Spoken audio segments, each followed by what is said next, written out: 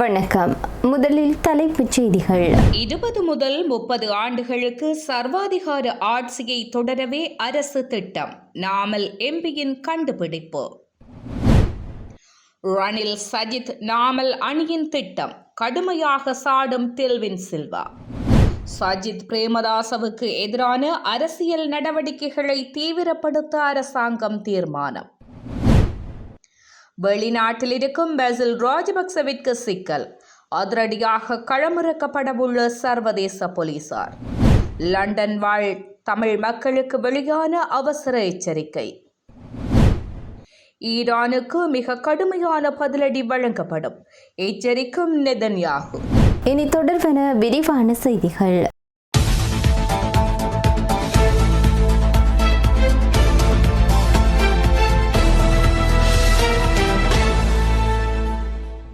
எதிர்க்கட்சிகள், தொழிற்சங்கங்கள், சட்டத்தரணிகள், மருத்துவர்கள் மற்றும் மகா சங்கத்தினரை அடக்கி தம்முடைய சர்வாதிகார ஆட்சியை 20 அல்லது 30 ஆண்டுகளுக்கு தொடர்ந்து முன்னெடுத்துச் செல்வதே தற்போதைய அரசின் உண்மையான திட்டம் என்று ஸ்ரீலங்கா பொதுஜன பெரமுன கட்சியினுடைய தேசிய அமைப்பாளரும் நாடாளுமன்ற உறுப்பினருமான நாமல் ராஜபக்ஷ தெரிவித்தார்.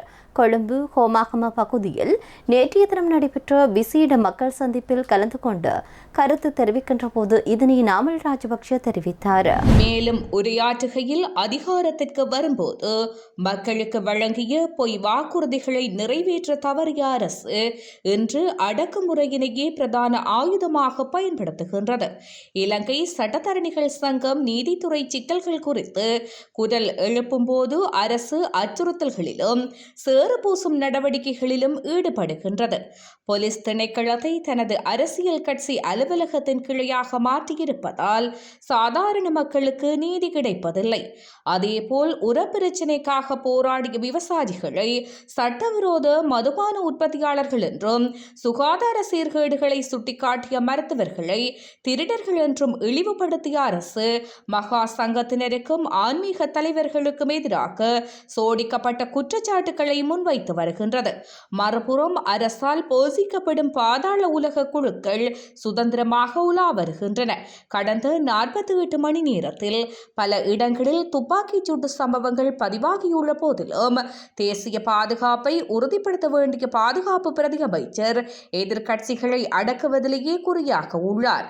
நாடாளுமன்ற விவாதங்களின் போது நீதிமன்ற நெருக்கடிகளை தீர்ப்பதை விடுத்து ராஜபக்சர்களுக்கு எதிரான வழக்குகளை விரைவுபடுத்துவதையுமே ஆளும் கட்சியினர் முதன்மைப்படுத்தினர். பெருந்தோட்ட வர்த்தகர்களுக்கும் பெரும் தொழிலதிபர்களுக்கும் வரிச்சலுகைகளை வழங்கிவிட்டு கிராமப்புற எளிய மக்கள் மீது அரசு அதிக வரிகளை சுமத்துகின்றது. அண்மையில் ஹெகர் ஒருவரால் திருடப்பட்டதாக கூறப்படும் நிதி இழப்பு விவகாரத்தில் நாடாளுமன்ற நிதிக்குழுவின் முன்னிலையில் இலங்கை மத்திய வங்கியும் நிதியமைச்சும் ஒன்றையொன்று குற்றம் சாட்டிக் கொண்டன. இறுதியில் இந்த இழப்பையும் மக்கள் மீதே சுமத்த தீர்மானித்துள்ளனர். ஜனாதிபதி மாளிகையை பராமரிக்க ஆயிரக்கணக்கான ஊழியர்கள் அமர்த்தப்பட்டு பொதுமக்களின் பணம் வீணடிக்கப்படுகின்றது.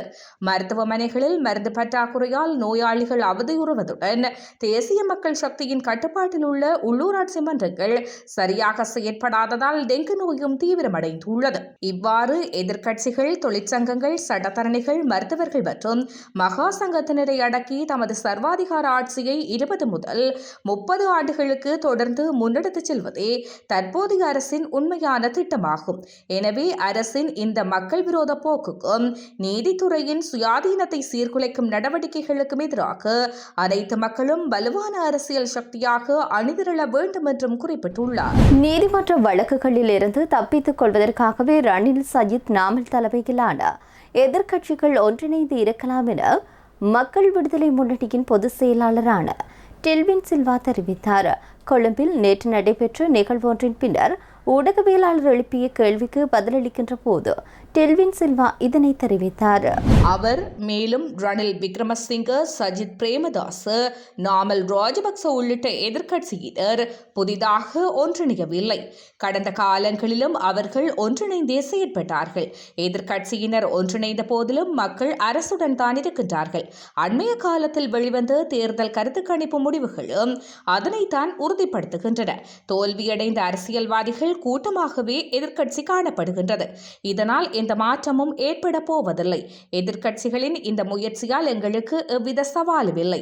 எதிர்க்கட்சியினர் தங்களை மாற்றிக்கொள்ள ஆயத்தமாக இல்லை. பழைய அரசியல் மற்றும் பழைய சிந்தனைகளையே இன்னமும் பின்பற்றுகின்றார்கள். கடந்த வியாழக்கிழமை எதிர்க்கட்சி தலைவர் தலைமையிலான கூட்டத்திற்கு வருகை தந்திருந்த பலருக்கு எதிராக நீதிமன்ற வழக்குகள் நிலுவையில் உள்ளன. அந்த வழக்குகளில் இருந்து தப்பித்துக் கொள்வதற்காகவே அவர்கள் ஒன்றிணைந்திருக்கக்கூடும். எதிர்க்கட்சியினர் ஒன்றிணைந்த போதிலும் நாட்டின் முன்னேற்றம் குறித்தோ அல்லது எதிர்கால வேலை திட்டங்கள் குறித்தோ எவ்வித கலந்துரையாடல்களும் நடத்தப்படவில்லை. மாறாக வழக்குகளில் இருந்து எவ்வாறு தப்புவது மற்றும் மீண்டும் எவ்வாறு அதிகாரத்திற்கு வருவது என்பது குறித்தே பேசினார்கள். எதிர்க்கட்சிகளின் இந்த நகர்வுகளால் அரசு ஒருபோதும் பின்வாங்காது. நாங்கள் முன்னோக்கி செல்லும் பயணத்தை தொடர்ந்து முன்னெடுப்போம். எதிர்க்கட்சியினர் பின்னோக்கி சென்ற போதிலும் அரசுதான் வைத்த அடியை ஒருபோதும் பின்னுக்கு வைக்காது. நாட்டை கட்டியெழுப்பும் பணியை தொடர்ந்தும் முன்னெடுக்கும். நாட்டில் ஜனநாயகம் உறுதிப்படுத்தப்பட்டுள்ளதால் எவருக்கும் பேரணி செல்லவோ ஆர்ப்பாட்டங்கள் நடத்தவோ முழு உரிமை உண்டு. கடந்த காலங்களைப் போல் அடக்குமுறைகள் ஏதும் பிரயோகிக்கப்பட மாட்டாது. இறுதியாக எதனை செய்வது என்பதை மக்களே தீர்மானிப்பார்கள். மாகாண சபை தேர்தல்களை நடத்துவதற்கு அரசு முழுமையாக தயாராக உள்ளது. எனினும் சில சட்ட பிரச்சினைகள் நிலவுகின்றன. அவை தீர்க்கப்பட்டவுடன் தேர்தல்கள் நடத்தப்படும். நாடாளுமன்ற உறுப்பினர்கள் தமக்கு கிடைக்கும் தகவல்களை நாடாளுமன்றத்தில் வெளிப்படுத்துவது இயல்பான ஒன்று.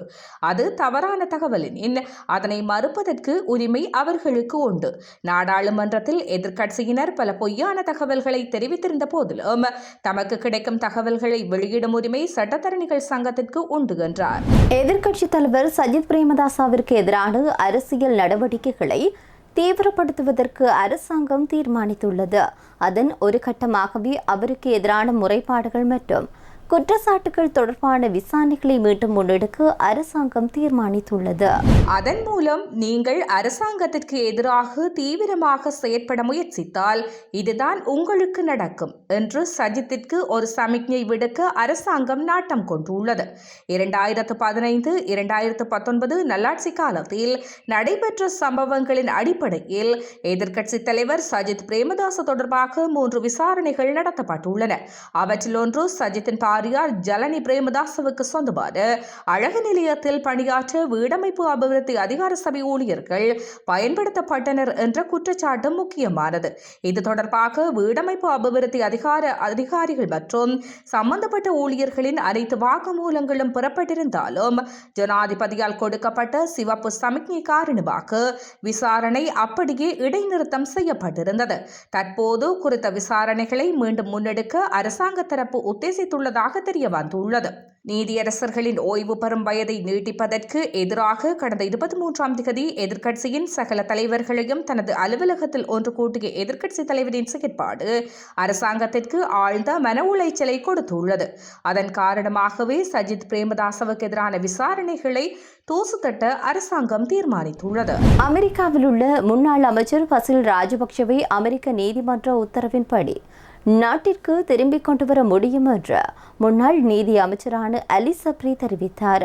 மாத்தறை எளியகந்த பகுதியில் உள்ள 1.5 ஏக்கர் காணி கொள்வனவு தொடர்பாக தொடரப்பட்ட வழக்கில் முன்னாள் பொருளாதார அபிவிருத்தி அமைச்சர் பசில் ராஜபக்ச 2வது முறையாக நீதிமன்றத்தில் முன்னிலையாக தவறியதை அடுத்து அவருக்கு எதிராக பிறப்பிக்கப்பட்டிருந்த பிடியாணை உத்தரவு நீடிக்கப்பட்டுள்ளது.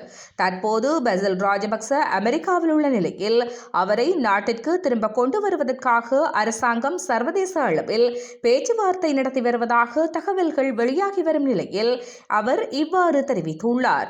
மேலும் பசில் ராஜபக்சவை இங்கு கொண்டு வருவது சாத்தியமே என்றும் ஆனால் அது எளிதான காரியம் அல்ல என்றும் கூறியுள்ளார். இதேவேளை அமெரிக்க நீதிமன்றத்திற்கு பரிந்துரைத்து இன்டர்போலின் முழு ஆதரவுடன் பசில் ராஜபக்சவை இங்கு கொண்டு வர முயற்சிகள் மேற்கொள்ளப்படும் என்றும் அவரை இங்கு கொண்டு வருவதற்காக ராஜதந்திர மட்டத்திலான பேச்சுவார்த்தைகள் நடத்தப்படும் என்றும் சிரேஷ்ட போலீஸ் அதிகாரி ஒருவர் தெரிவித்துள்ளமை குறிப்பிடத்தக்கது. பிரித்தானியாவில் லண்டனில் வசிக்கும் தமிழர்கள் உட்பட தெற்காசிய நாட்டவர்கள் தங்களுடைய வீடுகளின் பாதுகாப்பு குறித்து மிகவும் அவதானமாக இருக்குமாறு எச்சரிக்கை விடுக்கப்பட்டிருக்கிறது. இலங்கை மற்றும் இந்திய மக்கள் அடங்கலாக தெற்காசிய நாட்டவர்கள் அதிகளவிலான தங்கத்தை தம்பசம் வீடுகளில் வைத்திருக்கிறதாக கூறப்படுகின்றது. இதன் அடிப்படையில் திருட்டு சம்பவங்களில் பல தமிழ் குடும்பங்கள் தாலிக்குடு உட்பட பெறுமதியிலான தங்கம் மற்றும் பணத்தை இழந்திருக்கின்றனர். இவ்வாறான நிலையில் இந்த எச்சரிக்கை விடுக்கப்பட்டிருக்கிறது. இந்நிலையில் லண்டனின் ஈலிங் மற்றும் அதனை சுற்றியுள்ள பகுதிகளில் திருட்டுச் சம்பவங்கள் அதிகரித்துள்ளதாக காவல்துறையினர் எச்சரித்துள்ளனர். வீடுகளை நோட்டமிடும் கொள்ளையர்கள் அங்கு யாரும் இல்லாத சமயங்களில் உள்நுழைந்து கைவரிசையை காட்டுவதாக தெரிவிக்கப்பட்டுள்ளது. பொதுமக்கள் வீட்டை விட்டு வெளியே செல்லும் போது மாத்திரமல்லாமல் வீட்டிற்குள் இருக்கும் போதும் கதவுகள் மற்றும் ஜன்னல்களை எப்போதும் பூட்டி வைத்திருப்பதை உறுதிப்படுத்துமாறு கோரப்பட்டுள்ளது. திருட்டுச் சம்பவங்களில் இருந்து தங்களை பாதுகாத்துக் கொள்ள பொதுமக்கள் முக்கியமான வழிமுறைகளை பின்பற்றுமாறு காவல்துறையினர் கேட்டுக் கொண்டுள்ளனர். ஈரானுக்கு மிக கடுமையான பதிலடி தாக்குதல் தொடுக்கப்படும் என்று இஸ்ரேல் பிரதமர் பெஞ்சமின் நெதன்யாகு எச்சரித்திருக்கின்றார். இஸ்ரேல் மீதோ அல்லது தங்களுடைய நாட்டு மீதோ அல்லது நட்பு நாடுகள் மீதோ நேரடியாகவோ அல்லது பிற அமைப்புகள் மூலமாகவோ தாக்குதல் தொடுக்கப்படுமாக இருந்தால் எந்த ஒரு தாக்குதலுக்கும் பயங்கரமான தவறாக அமையும் என்று, அதற்கு எதிராக மிக கடுமையான பதிலடி தாக்குதல்கள் கொடுக்கப்படும் என்று இஸ்ரேல் பிரதமர் பெஞ்சமின் நெதன்யாகு அறிவித்திருக்கின்றார். சர்வதேச ஊடகம் ஒன்றுக்கு வழங்கியிருக்கக்கூடிய நேர்காணலில் இந்த விடயத்தை அவர் தெரிவித்திருக்கின்றார்.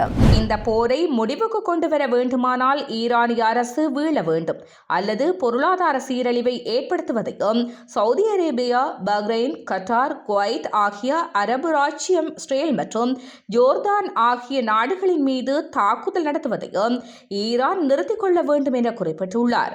அமெரிக்க ஜனாதிபதி டிரம்பின் ராஜதந்திர முயற்சிகளுக்கு தான் முழு ஆதரவு அளிப்பதாக நெதன்யாகு தெரிவித்துள்ளார். உடன்படிக்கை மூலமாகவோ அல்லது அது இல்லாமலோ ஈரானின் அணுசக்தி திட்டம் முடிவுக்கு கொண்டுவரப்பட வேண்டும் என்பதில் உறுதியாக உள்ளதாக கூறியுள்ளார். மேலும் சவுதி அரேபியாவுடனான தூதரக உறவை முறைப்படுத்துவதற்கு பதிலாக சவுதிக்கு இராணுவ அணுசக்தி திட்டத்திற்கு பதில் சிவிலியன் அணுசக்தி திட்டத்தை அனுமதிக்கும் டிரம்பின் நிபந்தனையையும் தான் ஆதரிப்பதாக அவர் தெரிவித்துள்ளார்.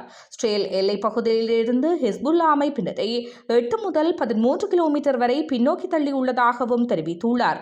ஹிஸ்புல்லா அமைப்பிடம் இருந்த சுமார் 1,50,000 ஏவுகணைகள் மற்றும் ராக்கெட்களில் 94% இஸ்ரேலிய படைகள் அழித்துவிட்டதாக குறிப்பிட்டுள்ளார். பல தசாப்தங்களுக்கு பிறகு முதல் முறையாக இஸ்ரேல் மற்றும் லெபனானுக்கு இடையே நேரடி பேச்சுவார்த்தைக்கான புதிய முத்தரப்பு ஒப்பந்தம் மேற்கொள்ளப்பட்டுள்ளது. இதன்படி லெபனான் அரசு ஹிஸ்புல்லா அமைப்பின் ஆயுதங்களை பெற்றுக்கொள்ளும் பட்சத்தில் இஸ்ரேல் லெபனானில் இருந்து தனது படைகளை திரும்பப் பெறும் என குறிப்பிட்டுள்ளார். எனினும் லெபனான் ராணுவத்தால் அந்த பகுதியை கட்டுப்படுத்த முடியுமா என்பதை பொறுத்திருந்துதான் பார்க்க வேண்டும் எனவும், அதற்கு ஒரு வாய்ப்பு அளிக்க வேண்டும் எனவும், அதற்கு இஸ்ரேல் தயாராக உள்ளது எனவும் அவர் கூறியுள்ளார். தற்போது லெபனானின் சுமார் 6% நிலப்பரப்பை இஸ்ரேல் ஆக்கிரமித்துள்ளதுடன் அங்கு தீவிரமடைந்துள்ள தாக்குதல்களில் 4000க்கும் மேற்பட்ட லெபனானியர்கள் கொல்லப்பட்டுள்ளனர் என்பதும் குறிப்பிடத்தக்கது. இத்துடன் செய்திகள் நிறைவடைகின்றன. நன்றி.